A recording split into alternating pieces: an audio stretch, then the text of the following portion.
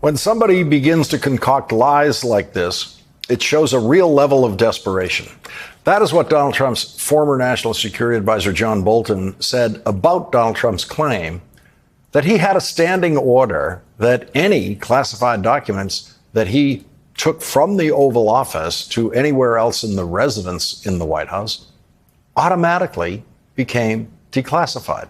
John Bolton told the New York Times he had never heard of the standing order that Mr. Trump's office claimed to have in place. It is, he said, almost certainly a lie. Joining us now is Glenn Gerstell, former general counsel for the National Security Agency. He served in the Obama administration and the Trump administration. Thank you very much for joining us tonight. Let me begin by saying I don't know anything about classification law, and I'm not sure how much of it, as regards the president, is actually written in federal statute, and how much of it is tradition, how much of it is a sort of set of assumptions and rules. We've discovered in so many other areas of government that what we thought was rock solid turns out to be, to a great extent, gentlemen's agreements and things that are not written in law as solidly as we thought they were. What do we need to know about what is written in law about the president's authority on classification and, in this case, instant declassification? Well, you know, since the time of President Truman, we've had a detailed procedure in place for protecting our nation's secrets, the secrets that we need to keep our nation safe in peacetime and in wartime. That's enshrined in statutes, in executive orders that have been honored under both Republican and Democratic administrations, in intelligence community directives, Pentagon manuals, and so on and so forth. There's a rich system in place for determining when to classify something and how it should be classified, including as applies to the president himself, as well as declassifying. That's the other side of the coin, to make sure we're not releasing something that's inappropriate.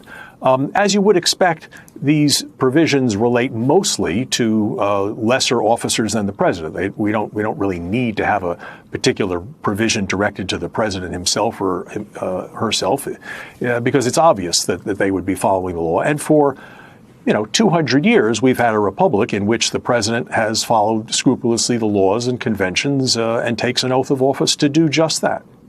So on this notion that as soon as Donald Trump took a document from the Oval Office, maybe walked up the stairs to the residence, that it automatically became declassified.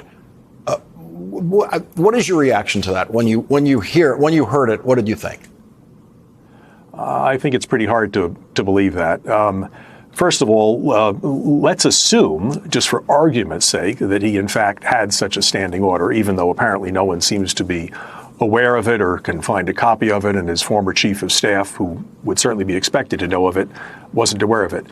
Even if you make that assumption that there was such an order and that the president had the power to do that, both of which are big assumptions, in the real world, the practicality of it just falls apart and it becomes almost very quickly nonsense. And what I mean by that is there's no way of knowing exactly what the president on a given day took upstairs with him, and at what point did it become declassified? Was it the third step, the fourth step, the top step?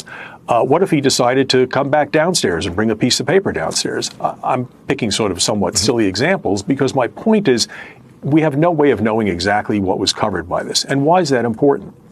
Because if indeed there was going to be some kind of automatic declassification, the agencies of the federal government would need to know what that is so that the next morning, when a Freedom of Information Act request is posed or a member of the public asks for information, they would have the ability to look at a logbook, as has been done historically for decades, and say, yes, this piece of paper was declassified or still remains classified.